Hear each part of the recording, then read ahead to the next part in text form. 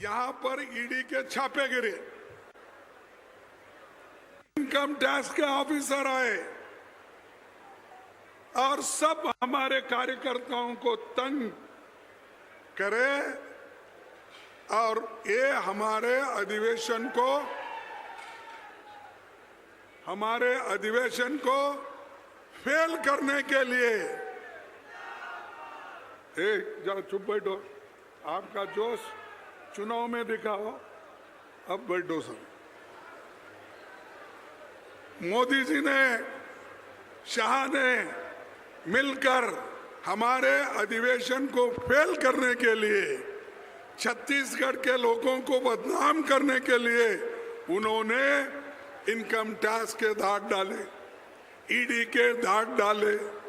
हर जगह हमारे ऑफिसरों को, हमारे नेताओं को, यहाँ तक कि हमारे चीफ मिनिस्टर को, सभी को डराने की कोशिश की है। लेकिन छत्तीसगढ़ के लोग डरे नहीं, मुंह तोड़ जवाब देकर बहुत बड़ा अधिवेशन यशस्वी हो गया। सारे भारत के लोग तो जानते हैं, ऐसी ताकत आज हमारे छत्तीसगढ़ के लोगों में है।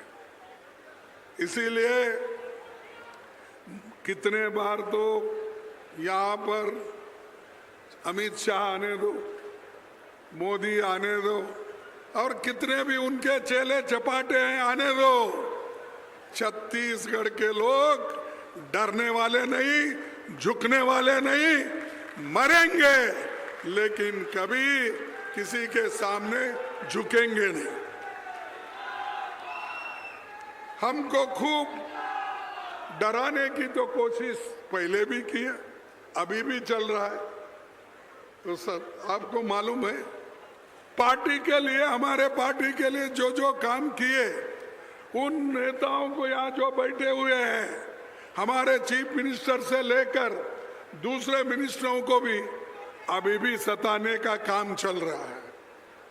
इसका मतलब यह है कि ये लोग अगर कमजोर हो गए तो पार्टी कांग्रेस कमजोर होगी छत्तीसगढ़ में।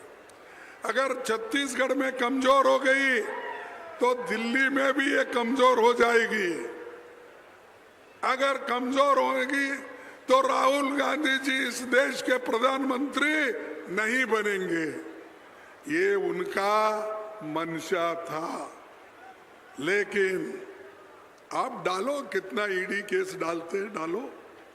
यहां तक कि श्रीमती सोनिया गांधी जी, राहुल गांधी जी, जो नेशनल हेराल्ड पेपर जो आजादी के लिए निकाला था, जो पंडित जवाहरलाल नेहरू जी ने उसकी शुरुआत की थी आजादी की लड़ाई लड़ने के लिए, लेकिन वो पेपर रिवाइव करने के लिए और चलाने के लिए जब सोनिया गांधी जी ने कोशिश की तो उनको भी आज ईडी केस में डालकर कोर्ट में उसका केस चल रहा है। रोज क्या है, कहां निकला, कौन से पैसे मिले। अरे कांग्रेस को हमेशा ये लोग बदनाम करते हैं। अगर वो इनकी आदत है, अगर आकाश में चील उड़ती है तो ये कहते हैं भैंस उड़ रही है। ये इनकी आदत है और डराने की कोशिश करते हैं। देखो, जो डर गया वो मर गया। तुम नहीं डरेंगे तो ही आप जिंदा रहेंगे, नहीं तो ये लोग हमेशा के लिए डरा के रखेंगे। हमारा जल जंगल और ये तीनों आप बचाना है तो आप सभी को एक होना है उनके खिलाफ लड़ने के लिए। उनको कोई आपके ऊपर प्रेम नहीं है, बातें तो बड़े बोलेंगे, मुर्मू जी को हम प्रेसिडेंट ऑफ इंडिया बनाए, कोविंद को हमने प्रेसिडेंट बनाया। हाँ भाई बनाए, कई के लिए बनाए? हमारी संपत्ति छीनने के लिए बनाए, हमारी जंगल छीनने के लिए बनाए, हमारा जल रोकने के लिए बनाए, हमारी जमीन खींचने के लिए कर रहे। आज अदानी अंबानी जैसे लोग यहाँ आकर कब्जा कर रहे हैं, लाखों झाड़े तोड़ रहे हैं, कट कर रहे हैं, ऑक्सीजन कम हो रहा है, हर चीज आज कम होते होते हमारे आदिवासी भाई और छत्तीसगढ़ में रहने वाले सभी लोगों को उनकी जिंदगी को तबाह करने का काम मोदी कर रहे हैं। और शाह क्यों आ रहे बार बार? क्या तुम्हारा घर है क्या तुम्हारा ससुराल है यहाँ? क्या है बार बार यहाँ आना? और यहाँ के प्राइम मिनिस्टर यहाँ के चीफ मिनिस्टर तो ऐसे हैं, बैठो बोले तो बैठते, उठो बोले तो उठते। जो शाह बोलता है और जो हमारे नरेंद्र मोदी बोलते हैं, उठो उठ जाता है, बैठो बैठ जाता है। ये इसीलिए उनको बनाए। बाप बेचारा बहुत परेशान है, लेकिन क्या करना, कभी नहीं इसको कुर्सी मिली है, छोड़ना भी नहीं चाहता। कितना भी अपमान हो वो सहन लेता है, लेकिन तुम सहन लेंगे, ये तो अपमान छत्तीसगढ़ वालों का है। एक हमारा मुख्यमंत्री ऐसा झुक झुक के सलाम करता है, ऐसा झुक झुक के उनके सामने घुटने टेक देता है, तो ये छत्तीसगढ़ के स्वाभिमान के लिए बहुत बड़ा एक धोखा है, बहुत बड़ा अपमान है। तो इसलिए भाइयों, मैं आपसे यही विनती करूंगा, यहाँ उद्योगपति बहुत आ रहे हैं, कोयला और माइनिंग इन चीजों को लूटने के लिए, आपकी हालात देखने के लिए कोई नहीं आ रहा। यहाँ जो आ रहा है ये सब माइनिंग में कुछ मिलता क्या खोद खोद लेके जा रहे, और उन्हीं को मोदी जी और शाह जी सपोर्ट कर रहे हैं। यही कारण है कि हमारे मित्रों ने जो कहा कि शाह बार बार आ रहे, आपकी हालत पूछने के लिए नहीं, बार बार इसलिए आ रहे कि यहाँ के झाड़ तोड़ने के लिए। बार बार है कोयला कहाँ है, स्टील कहाँ है, आयरन ओर कहाँ है, और कुछ मिलता है, वो सब देखने के लिए वो आ रहे, वो आपके पास किसी और चीज के लिए नहीं आ रहा। तो आप मजबूती के साथ ठहरना होगा। हमारे लोग तो बहुत कोशिश करें, जब हमारी सरकार थी कुछ भी देना नहीं, सब उसको सुरक्षित रखना, ये तो हमारी सरकार की सभी मिलके किया। हमारे बघेल साहब ने किया, सिंहदेव जी ने किया, हमारे स्पीकर, हमारे अपोजिशन लीडर है अभी, उन्होंने किया, सबने किया। मैं एक का नाम नहीं बोल, सभी लोग मजबूत के साथ ठहर के हमारा इस भाग का संपत्ति को उन्होंने सुरक्षित रखा। भाइयों, ये अपने बीजेपी के लोग बहुत वायदे करते हैं, और जो बघेल जी ने या हमारी कांग्रेस सरकार ने जो काम किया, किसानों, मजदूरों, आदिवासियों और हर वर्ग के लिए काम किया था। धान का एमएसपी बढ़ाया या नहीं बढ़ाया? आपको भी याद है नहीं, यहाँ बैठे से लोगों को। तो कर्ज माफी भी की ना, नहीं की? हमारी गवर्नमेंट कर्ज माफी भी की, आदिवासियों को हक दिया, स्वामी आत्मानंद स्कूल और हाट बाजार क्लिनिक शुरू किया, और महिलाओं नौजवानों से लेकर लोक संस्कृति और त्योहार तक का हमारी गवर्नमेंट ने ध्यान दिया। इन्हों क्या कर रहे हैं? इन्हों आके हमने जो किया उसको बंद करने का काम है, और बंद करके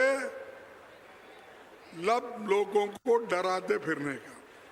भाइयों, बीजेपी सरकार बनते ही अपने वायदों को तो भूल गई, और क्या कर रही है आज? हमारे छत्तीसगढ़ के नौजवानों को, किसानों को धोखा दिया, क्योंकि वो हमेशा झूठ बोलते हैं। मैं पहले से बोलता हूं, मैं यहाँ 3 बार 4 बार आया, भाई ये मोदी झूठा है। वो कैसे फिर पार्लियामेंट में आए मुझे समझ में नहीं आ रहा, कैसे असेंबली में जीते वो भी समझ में नहीं आ रहा, क्योंकि इतना धोखा देते। 15 लाख दूंगा, कहाँ है भाई तुम्हारे 15 लाख? 2 करोड़ नौकरियां दूंगा, कहाँ है तुम्हारे 2 करोड़ नौकरी? एमएसपी डबल करूंगा, कहाँ है तुम्हारा डबल? अरे इतना झूठ बोलते, इतना झूठ बोलते। ये उसीलिए मैं हमेशा बोलता हूं, ये झूठों के सरदार है। भाइयों, ये सब आज बीजेपी कर रही है, और बहुत लोग ऐसा बोलते हैं। किसी ने अभी बात निकाली, डबल इंजन की सरकार, डबल इंजन की सरकार। अरे एक तो गवर्नमेंट ऑफ इंडिया की सरकार केंद्र की सरकार है, एक है छत्तीसगढ़ की सरकार। डबल इंजन क्या होता है? डबल इंजन बोले तो एक ही ट्रेन को 2 इंजन लगाकर डबल इंजन होता। ये तो दिल्ली की सरकार अलग है, यहाँ की सरकार अलग है। ये हमारे यहाँ चीफ मिनिस्टर अलग है, और जो चीफ मिनिस्टर हमारे प्रधानमंत्री के सामने झुक झुक के बात करता है, और जो हमारे शाह जी के सामने झुक के बात करके करता है, वो डबल इंजन कैसा? एक बड़ा हो गया, एक छोटा हो गया। कैसी चलती गाड़ी? ये नहीं चलती, ये सिर्फ गुलामी ही चलती है। जो गुलामगिरी करते हैं वही लोग ये सब कर रहे हैं। ऐसे लोग गुलामों को लेके आप कर रहे हैं। हमारे चीफ मिनिस्टर जो बोलते थे, हमारी सरकार यहाँ जो कहती थी वो करके दिखाई है। हिम्मत आपके पास?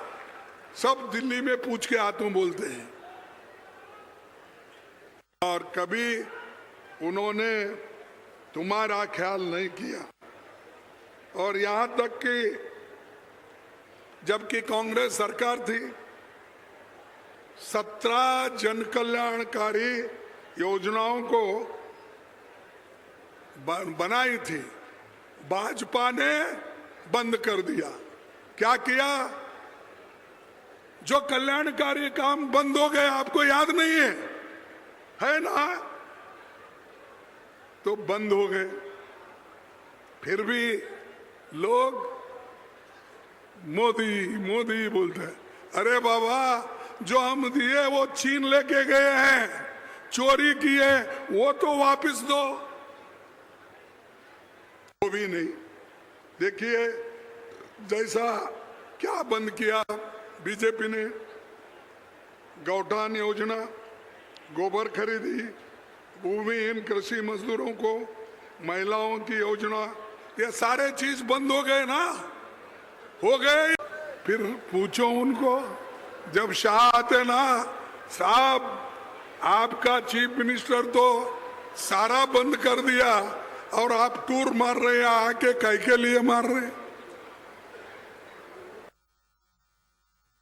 यहाँ पर इंडस्ट्रियल पार्क वो भी बंद कर दिया। युवाओं को, महिलाओं को रोजगार का रास्ता बंद कर दिया। नौजवानों को 2,500 रुपए महीना भत्ता बंद कर दिया। भूमिहीन खेती मजदूरों को सालाना 7,000 रुपए देने का बंद कर दिया। सवाल ये है कि भाजपा के लोग ऐसा क्या कर रहे हैं जिसके लिए 25-26 में इनको 37,000 कर्जा इन्होंने बाहर से पैसे लाए। अरे काम तो कुछ नहीं कर रहे, ये सब योजनाएं बंद हो रही है।